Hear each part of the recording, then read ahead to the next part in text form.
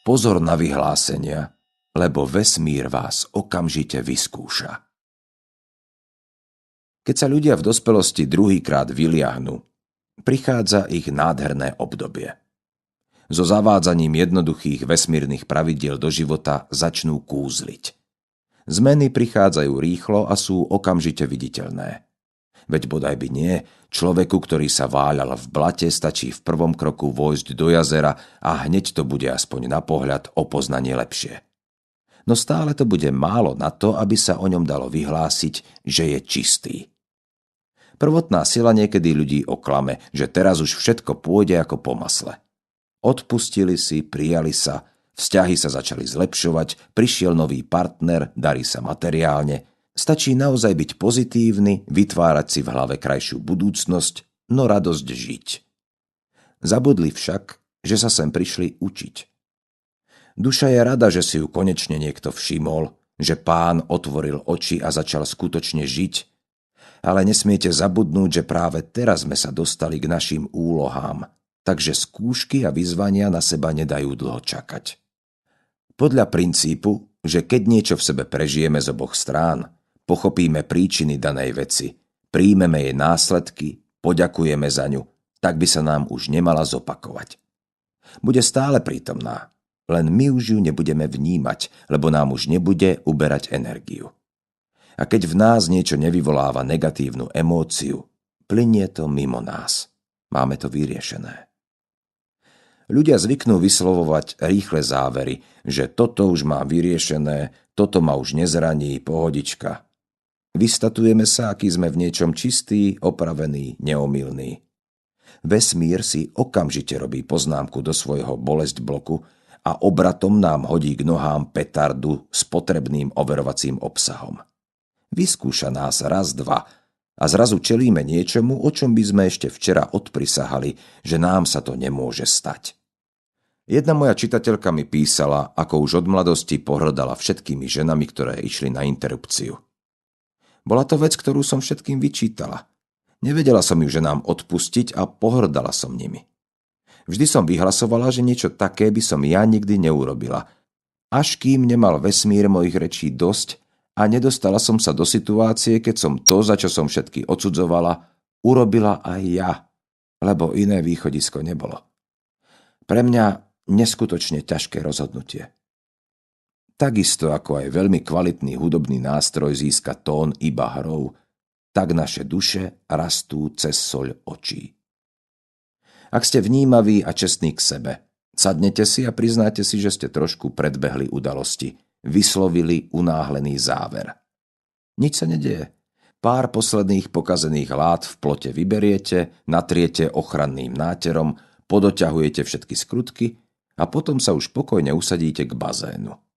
Prestanete chvastúnsky provokovať vietor a keď príde, nebudete už o ňom vedieť, lebo plod vás dokonale ochráni. Konečne vám prestane fúkať podplavky. Raz mi zazvonil telefón. Na druhej strane sa ozvala bývalá frajerka. Bola celá skormútená, vraj akurát rozbila firemné auto.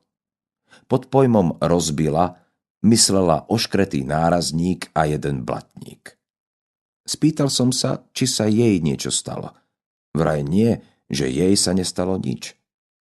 Tak som jej odvetil, nech vyjde z auta, poprechádza sa a užije si pocit, aké je to kráčať po zdravých nohách, lebo veľa ľudí takéto niečo už zažiť nemôže.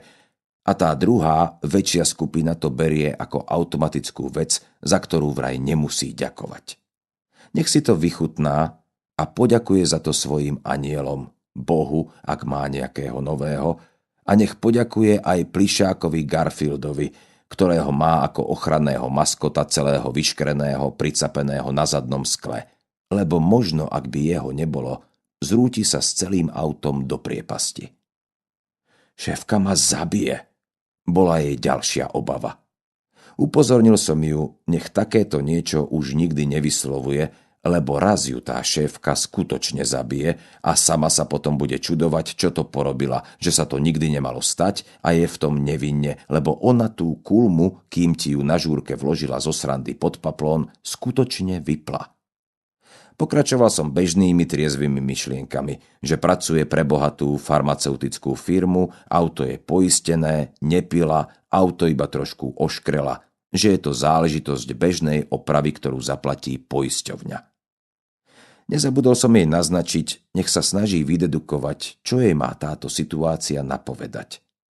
Či je to varovanie duše, má si dať v nasledujúcich dňoch väčší pozor, lebo ak nebude vo svojich rozhodnutiach pozorná, môže prísť havária.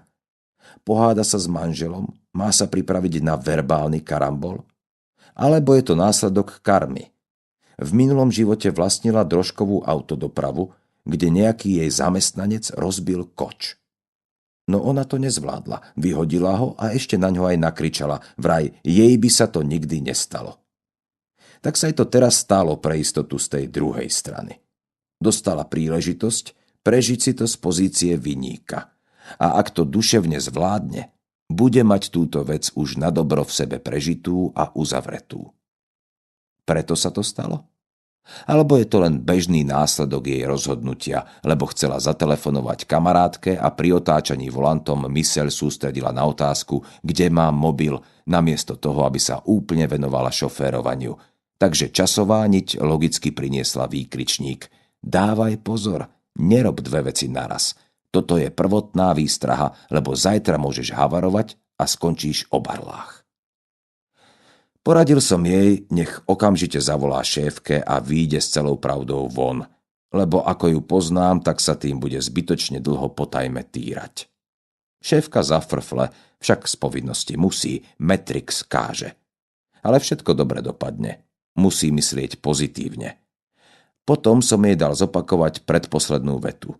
Zopakovala. Všetko dobre dopadne. A všetko aj dobre dopadlo.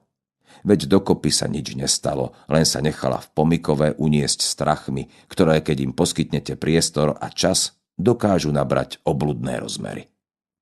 Ak v sebe nemáte vystavaný osobný hromozvod pre krízové situácie, v ktorých sa dostanete rýchlo do neistoty či pomykova, zavolajte známemu, ktorý vás upokojí a pozrie sa na daný problém z iného, triezvého uhla pohľadu. Zložil som hovor s dobrým pocitom, že som trochu pomohol. V duchu som hrdo počiarkol sumár, že musím mať takéto životné banality už dávno vyriešené, preto mi už našťastie neberú energiu a nevyvádzajú ma z miery. Kujon vesmír má uši všade. Samozrejme, že mi poslal do cesty kontrolnú skúšku, a to hneď na druhý deň. Šoféroval som meškajúc na jedno stretnutie. Ponáhľal som sa. Pri cúvaní som nešetril plynový pedál, nie práve najmäkšie som zacúval do značky. Keď sa to stalo, zamrzelo ma, aký som babrák. Naplnila ma negatívna energia, že som si vyrobil škodu. A potom som to pochopil. Paľko môj, včera si sa vystatoval, že takéto veci predsa nestoja za únik ľudskej energie. Treba ich brať predsa s nadhľadom. Nie, nevyšiel som z auta. Zostal som pokojne sedieť. Usmial som sa. Vnútorný dialog pokračoval vo výchovnom sebaironickom tóne. Tak, Paľko, výjdi teraz z auta a pozri sa, čo si dorobil. Usmej sa na rozbitý blatník, pohľadkaj ho, že to nič nie je, len taká taľafatka, cez ktorú si predsa nedáš odobrať harmóniu. Nestojí to predsa ani za reč, tak choď. Včera si bol premúdrený. Kričal si do neba, vraj ľavou zadnou vyriešené. Vyšiel som z auta a ako najväčší blázon sveta tej sekundy som sa usmial na prasknutý bakelit. Zdvihol som zrak oblakom a potiahol som deduška za fús. Si ty ale beťar, ale očarujúco múdry beťar. Každým činom mi pripomínaš, ako krásne to máš vymyslené. Dokonalo, uznávam. Milujem ťa, vieš to? A ďakujem ti, že na mňa nezabúdaš.